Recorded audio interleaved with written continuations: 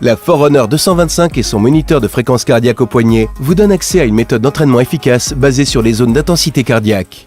L'entraînement basé sur les zones s'articule autour de plusieurs phases d'intensité calculées à partir de votre fréquence cardiaque. S'entraîner à l'aide de ces zones de fréquence cardiaque est un formidable levier pour améliorer ses performances et sa forme physique générale. Soyez sûr de consulter votre médecin avant de commencer votre nouveau programme d'entraînement. Avant de commencer, détaillons chaque zone de plus près.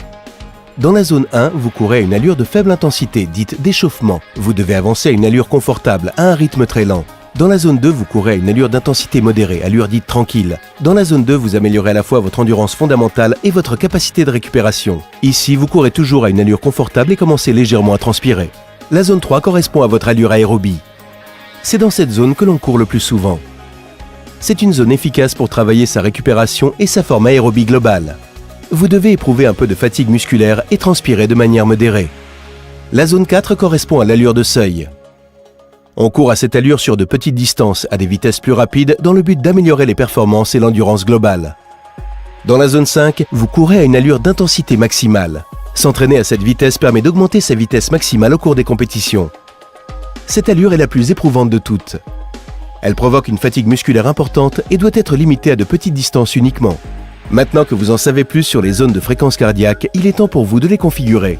Quand vous démarrez pour la première fois votre montre et que vous renseignez votre âge dans votre profil utilisateur, la Forerunner 225 calcule immédiatement vos zones de fréquence cardiaque pour vous.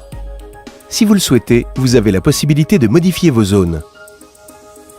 Sélectionnez le menu principal, les paramètres, puis le profil utilisateur. Sélectionnez Zone de fréquence cardiaque.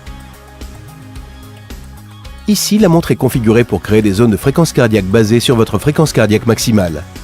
Vous pouvez aussi renseigner vos propres zones de deux autres façons. Vous pouvez aussi personnaliser chaque zone selon vos préférences. Pour trouver des plans d'entraînement basés sur les zones de fréquence cardiaque que vous pouvez ensuite programmer et envoyer sur la Forerunner 225, connectez-vous à Garmin Connect, notre communauté gratuite en ligne qui vous permet d'enregistrer, planifier et partager vos entraînements.